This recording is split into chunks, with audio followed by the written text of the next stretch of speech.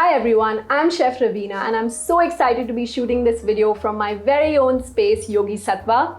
We are India's first whole foods plant-based culinary school combined with a farm-to-fork delivery kitchen.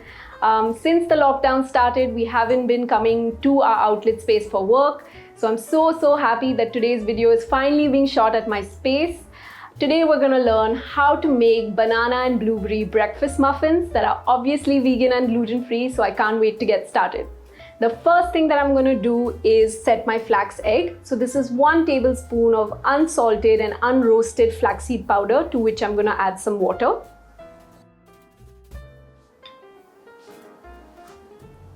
So I'm just going to let that gel in the bowl and leave it aside. The next thing that I'm going to do is sort of take 2 ripe bananas. So what you're looking for are these black spots on the banana. That's when it's really sweet and it's ready to eat. When you bake with bananas that have these black spots, automatically the dessert becomes more sweet, so you don't need to add that much more sugar. So do look for these. These are also more nutrient available. That means you can digest the nutrition better. So what I'm going to do is peel this off, put it in my bowl. I'm going to use a fork to mash it. So through the mashing, what I want are pieces. So I don't want to mash the banana completely till it's a puree, but I do want some pieces as well in the bowl. The next thing that I'm going to add is some oat flour. So it's coarse oat flour, it's gluten-free. I'm going to add that in. After that, I'm going to add some coarse almond flour. 1 tablespoon of coconut sugar. You can choose to remove this from the recipe entirely. I just add it for a little bit more sweetness. But if you're okay with bananas as is, you don't need to add this at all. Some cinnamon powder, baking powder and baking soda. The next thing I'm going to add is some lemon zest and juice. So what the lemon does is that it gives a really nice tangy flavor and it cuts through the sweetness. So you want some acidity through the muffin, and it's a good balancing ingredient to have. I'm now going to go ahead and mix this in.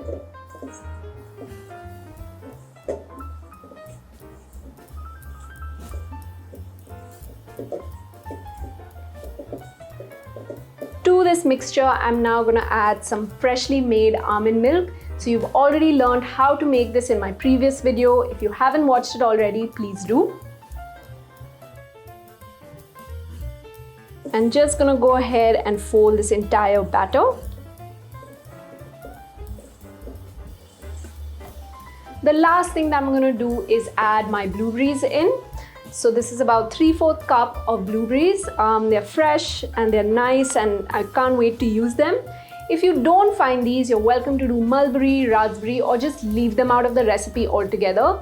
Banana and blueberry is a great combination to have, but if you can't find them, do not stress, just make the recipe without them.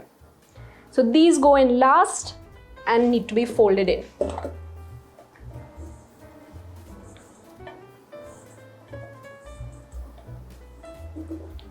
My batter is now ready to go into my muffin liners. So I'm going to go ahead and put it in.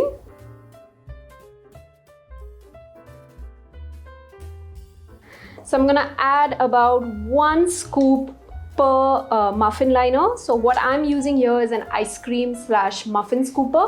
So these work great in terms of measurement. If you don't have one, just do 1.5 tablespoons of a regular spoon size. So you can see my batter is quite well hydrated. This is a good sign. This means it'll bake really nicely. It'll have a lot of air inside. There'll be a good texture to it. And you can see the lovely pieces of blueberry as well.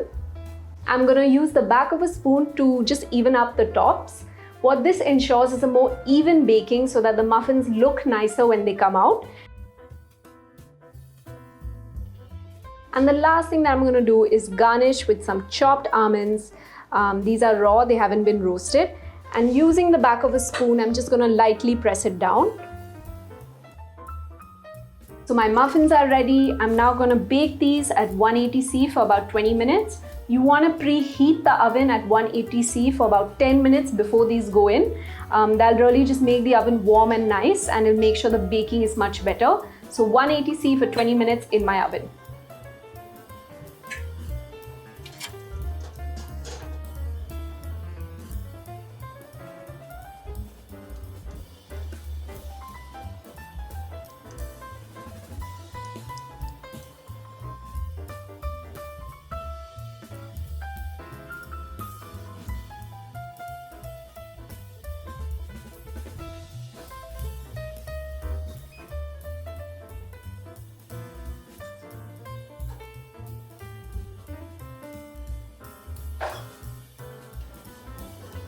So my muffins are out of the oven and they've cooled significantly.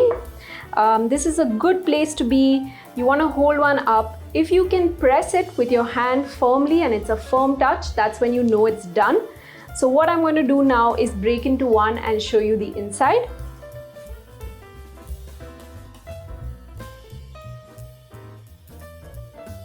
Thank you so much for subscribing to the content on my YouTube channel. If you have friends who are plant-based or looking to go more gluten-free, please do recommend my channel. Try out my recipes and let me know in the comments what you think of them. Thank you so much.